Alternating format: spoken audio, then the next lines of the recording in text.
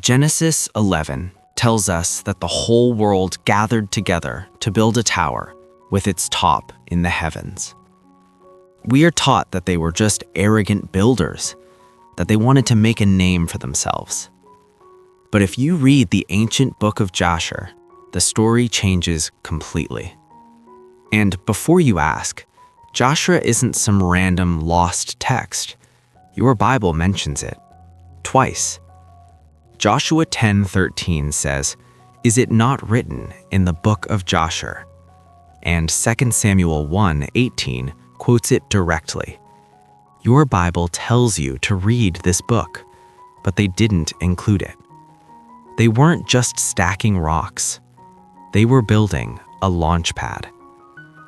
Jasher chapter 9 reveals that the builders were divided into 3 camps with 3 specific goals: to build, to set up idols, and to fight God. They weren't trying to reach heaven to say hello. They were trying to reach heaven to launch an invasion. And the leader of this rebellion wasn't just a man. He was a king who wore the stolen skin of Adam to gain supernatural power. His name was Nimrod. Here are the 7 truths about Babel that they left out of your Bible. Truth number 1, the source of power. Genesis says Nimrod was a mighty hunter before the Lord. But Jasher 7 explains how. It says that the original garments God made for Adam in the Garden of Eden were passed down to Noah. Ham stole them from Noah on the ark, and eventually they were given to Nimrod. Jasher 7:30 says, quote, "And when Nimrod put on these garments, he became strong, and the whole earth was under his control." Nimrod wasn't just a charismatic leader. He was wearing an artifact from Eden that changed him. He wasn't fully human anymore. The garment fused with him.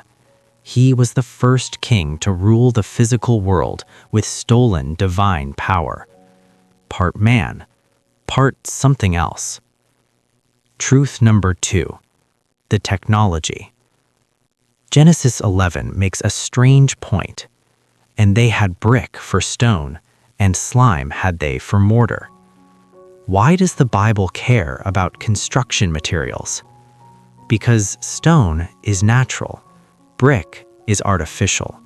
They were creating a watertight, hermetically sealed environment. Why? If you are building a simple tower, stone is better. But if you are building something that needs to pass through the firmament, the waters above the heavens, then you need something waterproof. They weren't building a skyscraper. They were building a vessel to breach the cosmic barrier. They were trying to drill a hole in the sky. Truth number 3, the war plan. Jasher 9:26 reveals the builders had 3 distinct factions.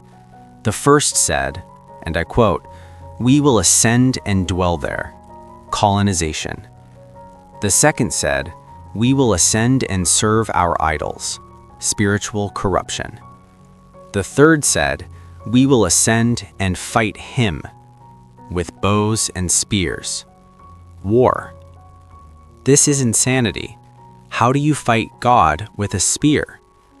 Unless they believed the tower would take them to a place where God or the angels were vulnerable. They believed if they could physically breach the third heaven, they could assassinate the ruler of the universe. Truth number 4, the deception. As the tower grew taller, the men wanted to test their range. Jasher 9:29 says they shot arrows into heaven, and then something terrifying happened. The arrows fell back down, dripping with blood. The text says the leaders shouted, "We have killed all that are in heaven." But it was a trick. God allowed the arrows to return bloody to harden their hearts, to make them think they were winning. It is the ultimate psychological trap. He let them believe the heavens were bleeding so they would keep building their own destruction. Truth number 5. The scale. How tall was this thing? Jasher 9:24 gives us a chilling detail. It says the tower grew so high that if a brick fell from their hands and broke, they would weep over it. But if a man fell and died, none would look at him. A brick was worth more than a human life. It eventually took 1 full year just to walk from the bottom to the top. A structure this size is impossible with normal physics, unless the laws of physics were different then, or unless they had help from the Watchers we talked about in the last video. The same fallen angels who taught humanity forbidden knowledge before the flood. The same beings God chained in darkness for their crimes. They were here, they were helping, and they were about to watch it all come crashing down, because God had been watching the whole time, and his response wasn't confusion, it was transformation. Truth number 6, the judgment. When God finally came down, he didn't just confuse their language. Jasher 9:35 says he judged the 3 camps differently. Those who said, "Let us build," were scattered across the earth, their languages broken, unable to understand each other ever again. Those who said, "Let us worship idols," were destroyed. Fire from heaven consumed them and their false gods. But those who said, "Let us fight God," received the worst punishment of all. They were transformed.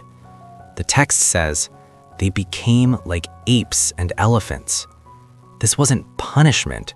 This was rewriting their DNA. They wanted to rise above humanity. God pushed them below it. And the worst part is, their eyes. The text doesn't say this, but think about it. If they were transformed and not killed, they were still aware, still conscious, still remembering what they used to be. A human mind trapped inside a body that is no longer human. This is where the legends come from. The satyrs, the fauns, the hybrid monsters found in every ancient civilization. They weren't myths, they were memories. Truth number 7, the spirit returns. The tower was destroyed. 1/3 sank into the earth, 1/3 was burned, 1/3 was left standing.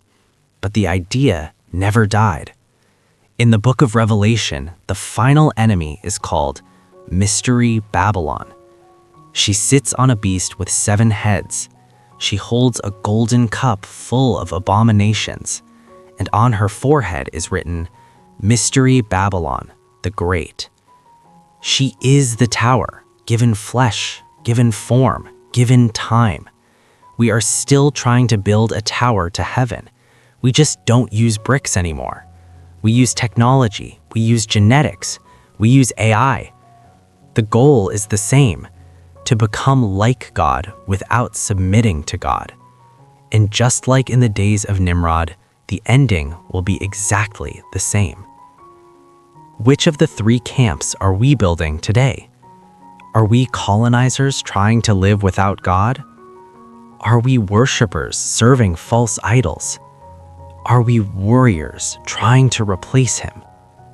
Tell me in the comments. This is The Blueprint. Subscribe for more.